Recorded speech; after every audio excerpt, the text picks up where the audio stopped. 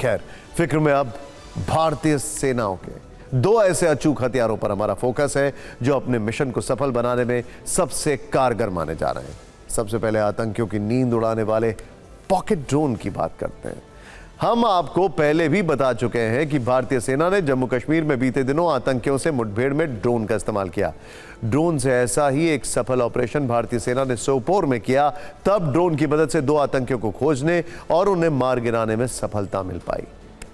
लेकिन आपको जानकर हैरानी होगी कि ये कोई मामूली ड्रोन नहीं है। ये देख रहे हैं आप, वो बारिशों में जो पतंगे उड़ते हैं उतना बड़ा ड्रोन है। इसका साइज इतना छोटा है कि ये ड्रोन हथेली पर समा जाए, और वजन आप सुनेंगे तो हैरान रह जाएंगे, सिर्फ 33 ग्राम, 33 ग्राम्स। ठीक सुना आपने, 33 ग्राम का ये बेहद हल्का ड्रोन आतंकियों का काल बन रहा है। हमारी संवाददाता अंजू निर्वाण ने एक्सक्लूसिव जानकारी दी है कि भारतीय सेना आतंकियों को बिल से बाहर निकालने के लिए इसी नैनो ड्रोन का इस्तेमाल कर रही है।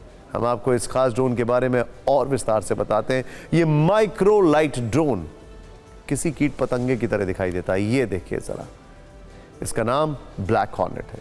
घने जंगलों से लाइव फीड भेज सकता है, आसानी से जंगलों में किसी भी गुफा में घुस सकता है, इमारतों के अंदर भी इससे लाइव फीड मिल सकती है और आतंकियों के छिपे होने की सूचना मिल सकती है। गोलीबारी के दौरान चुपचाप सटीक लक्ष्यों की जानकारी दे सकता है। दिखने में इसकी बनावट छोटे हेलीकॉप्टर जैसी है। इसकी रेंज करीब 2 किलोमीटर की है, यानी अगर 2 किलोमीटर दूर कोई आतंकी किसी खास जगह पर छिपा है तो उसके बारे में जानने के लिए भारतीय सैनिकों को करीब जाने की जरूरत नहीं है। पहले इस ड्रोन के जरिए उस आतंकी का पता आसानी से लग सकता है, फिर उसके बाद खास रणनीति बनाकर आतंकी का दी एंड एक अलग ड्रोन से किया जा सकता है। बिना सैनिकों की जान गंवाए ये पूरा काम हो सकता है। जैसा कि आप तस्वीरों में देख सकते हैं, इसमें एक छोटा सा एंटीना लगा है।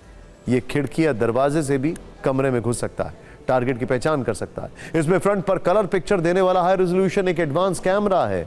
ये ड्रोन इसकी मदद से रियल टाइम तस्वीरें भेजता है। सबसे बड़ी बात, इसका इस्तेमाल बंधक संकट के वक्त भी कारगर हो सकता है। आपको बता दें कि ऐसे ही नैनो ड्रोन्स का इस्तेमाल गाजा की सुरंगों में इजराइल की सेना भी कर रही है। चूंकि ये कीट पतंगों की तरह बहुत छोटा होता है, इसीलिए इसकी उड़ान पर जल्दी किसी का ध्यान नहीं जाता है और अपने मिशन को सफल बनाकर ये लौटता है। भारत में पहली बार यह ड्रोन वर्ष 2018 में एनएसजी में शामिल हुआ था और अब जम्मू कश्मीर में राष्ट्रीय राइफल्स इसका इस्तेमाल तेजी से कर रहा है।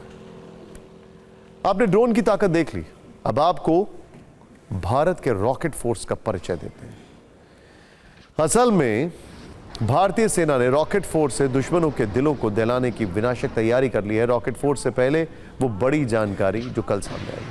भारतीय सेना ने सूत्रों के हवाले से बताया कि रक्षा अनुसंधान एवं विकास संगठन यानी डीआरडीओ बहुत जल्द एक मिसाइल का परीक्षण करने वाला है। ये एक एंटी शिप बैलिस्टिक मिसाइल है।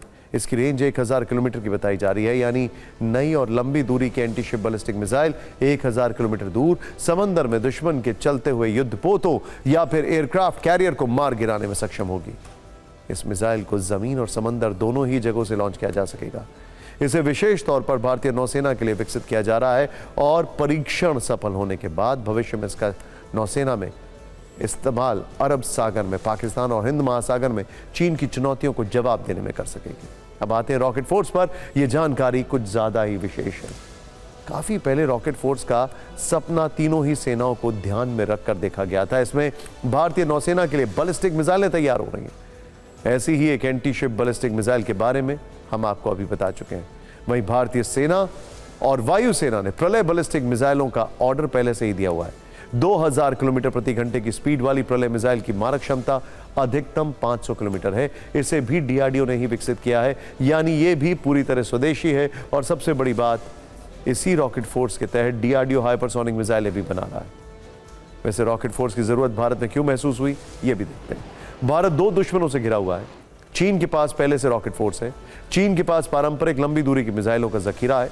समंदर से लेकर लद्दाख के पहाड़ों तक चीन बड़ी चुनौती बना हुआ है। ऐसे में उसकी रॉकेट फोर्स को भारत अपनी रॉकेट फोर्स से चैलेंज देने की तैयारियों में है। वहीं पाकिस्तान ने भी हाल ही में युद्धपोतों से 350 किलोमीटर दूर मार करने वाली स्वदेशी बैलिस्टिक मिसाइलों का परीक्षण किया। ऐसे में पाकिस्तान भी इस मामले में एक चैलेंज है और भारत की रॉकेट फोर्स इन दोनों दुश्मनों को जवाब देगी। इस बीच भारत ने खबर आ रही है कि रशिया से पंतसीर खरीदने का भी फैसला कर लिया है। ये एक एरियल डिफेंस सिस्टम है। S-400 हमारे पास ऑलरेडी है। पंतसीर भी बड़ा कामयाब एरियल डिफेंस सिस्टम है।